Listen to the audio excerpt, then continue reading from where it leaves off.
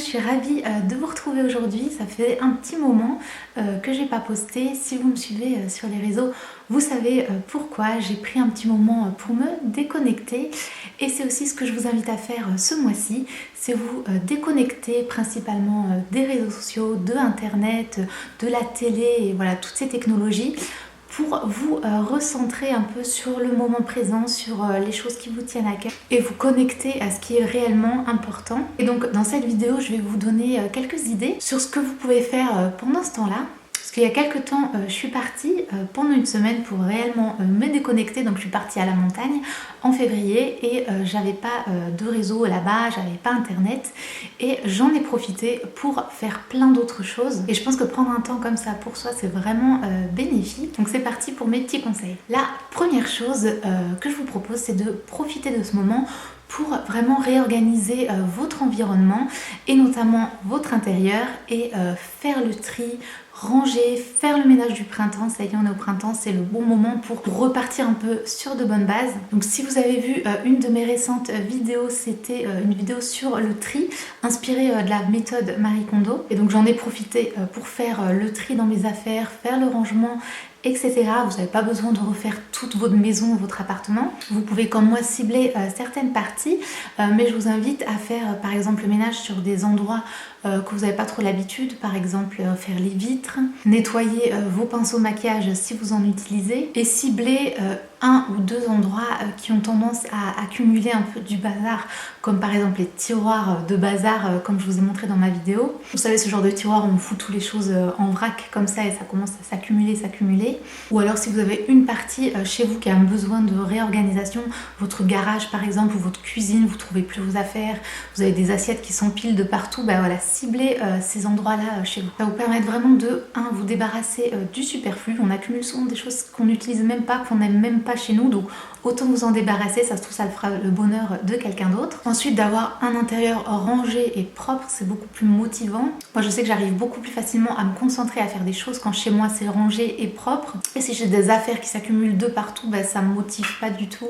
Et enfin la dernière partie, c'est de réorganiser, parce que ça va vous simplifier la vie, de savoir exactement où sont vos affaires, où elles sont rangées. Vous n'avez pas besoin de les chercher de partout, vous savez exactement où sont vos affaires. La deuxième chose que je vous invite à faire, ça va être de switcher tous ces moments passés sur votre téléphone ou à regarder la télé et remplacer ces moments-là par lire un livre. Vous allez voir qu'on passe en fait énormément de temps sur nos réseaux. Même moi, j'avais pas l'impression d'être quelqu'un qui était vraiment accro aux écrans, qui passe... Je suis pas quelqu'un qui passe énormément de temps sur mon téléphone, etc.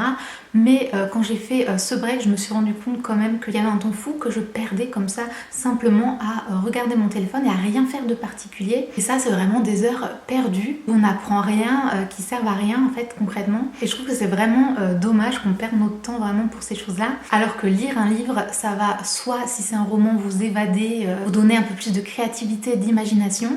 Ou si c'est un livre un peu plus théorique, un livre qui vous apprend des choses, que ce soit un livre de développement personnel, un livre chrétien, un livre sur un thème précis, bah vous allez apprendre plein de choses. Et lire, tout simplement, ça développe le vocabulaire, ça fait travailler un petit peu les neurones, donc c'est tout bénéfique pour vous. Donc juste pour vous donner une idée, quand j'ai fait ce break d'une semaine en Suisse, j'ai lu 6 livres juste en une semaine, donc comme quoi si c'était quelque chose que je mettais en place tous les jours, toutes les semaines, je pourrais lire vraiment énormément. Ensuite, la troisième chose, ça va être de enfin prendre du temps pour réaliser ce rêve, ce projet que vous avez envie, qui vous tient à cœur depuis longtemps et vous avez l'impression à chaque fois de ne pas avoir le temps. Donc ça y est, cette fois vous avez le temps. Remplacez votre soirée télé du soir pour réaliser ce projet. Ça peut être tout et n'importe quoi, ça peut être vous mettre à une activité que vous avez envie depuis longtemps, comme prendre des cours de peinture, vous mettre à la céramique, au patchwork, être peut-être d'ouvrir ce blog, ce site internet, vous mettre à tel sport, ou peut-être tout simplement décorer une pièce de chez vous ou faire certains travaux. Enfin, on a tous ces petits projets, ces petites envies, on a tous ces petites envies, ces petits projets, voire carrément des grands rêves qu'on a envie de réaliser. Et voilà, souvent on est bloqué parce qu'on pense qu'on n'a pas assez de temps, mais si vous regardez, il y a plein de gens qui réalisent plein de choses et vous avez l'impression que vous ne pouvez pas, mais on a tous le même temps à disposition. Il s'agit simplement de le gérer et de choisir ses priorités. Donc utilisez vraiment ce temps pour investir dans votre vie et réaliser les projets qui vous tiennent à cœur. Ensuite, mon quatrième conseil, ça va être de trouver une activité, vous savez peut-être déjà laquelle, ce type d'activité qui, quand vous la faites, vous perdez la notion du temps, vous êtes complètement investi dedans, ça s'appelle entrer un peu dans un état de flow, où on est à fond dedans, on oublie que les heures passent et vous êtes complètement dans votre projet et que vous oubliez toutes vos pensées, ruminations, etc. Trouvez cette activité pour vous. Donc il y a plein de types d'activités. En général, même faire le ménage, faire la vaisselle, c'est un peu des choses comme ça où on fait les choses machinalement et on est en plein dedans. Mais là, je vous conseille de trouver une activité un peu plus fun qui vous fait plaisir. Pour moi, cette activité, c'est vraiment tout ce qui est en lien avec l'art et aussi le scrapbook. Donc quand je fais mes petits journaux de scrapbook, mes albums photos ou de l'art, de la peinture, de l'aquarelle, je rentre vraiment dans cet état où je perds vraiment la notion du temps et je fais vraiment ce que j'aime. Je vous invite vraiment à trouver cette activité pour vous. Le but, c'est pas d'être super doué, de faire un truc de folie, mais c'est vraiment juste réaliser quelque chose qui vous fait plaisir. Être vraiment dans cet état, vous êtes dans le moment présent, dans ce que vous faites là, maintenant, tout de suite.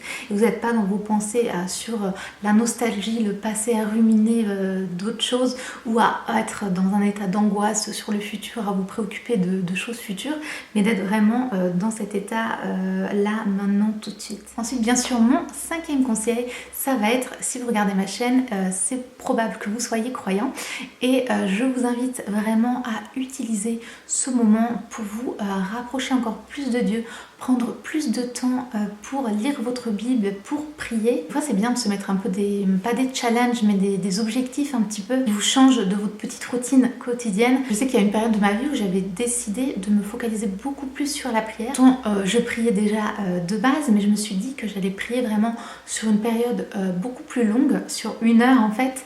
Et tous les jours, je me fixais cette heure de prière et donc ça pouvait être un peu difficile au début, mais je suis sortie vraiment grandie de cette expérience. Donc voilà, trouvez ce que vous voulez, ça peut être lire un livre chrétien, j'ai plein de revues et d'idées sur ma chaîne, n'hésitez pas à les voir.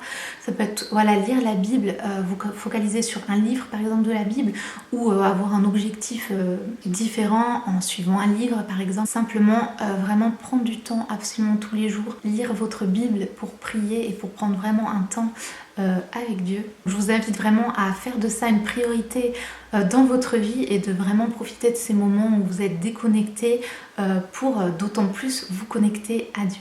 Et enfin, bien sûr, ce type de moment où on se déconnecte, je vous invite à le poursuivre dans votre vie après. Par exemple, si vous êtes fixé une semaine sans réseau, à la fin de votre semaine, ne vous replongez pas complètement à reprendre vos mauvaises habitudes, mais essayez de vous limiter, de vous mettre un certain cadre, par exemple au niveau des réseaux sociaux. Essayez de contourner un peu ces routines qu'on a habituelles comme...